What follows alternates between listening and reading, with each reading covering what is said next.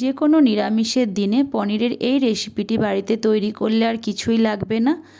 আজকে বানাবো মালাই পনির। তার জন্য এখানে নিয়েছি 300 গ্রাম পনির। এবারে কড়াইতে 2 চামচ সাদা তেল দেব। তেল গরম হয়ে গেলে পনিরগুলো ভাজতে দেব। হালকা করে পনিরটা ভাজা হয়ে গেলে কড়াই থেকে তুলে নেব।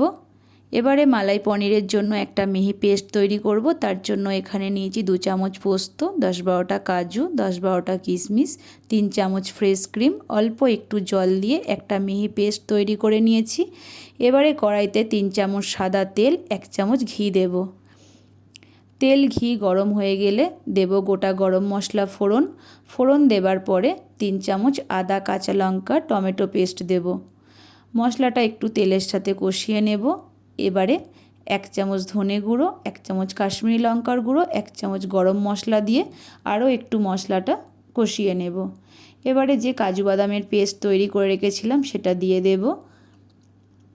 মশলাটা আরও একবার ভালো করে মিশিয়ে নেব। এবারে 1 কাপ জল দেব।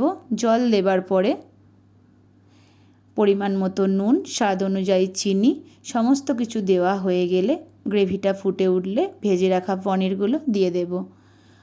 পনিরটা দিয়ে গ্রেভির সঙ্গে একটু মিশিয়ে নেব।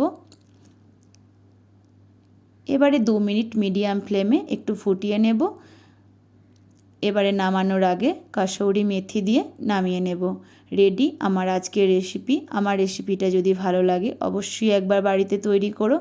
যে কোনো নিরামিষের দিনে এটি খুবই ভালো লাগবে। Thank you for watching.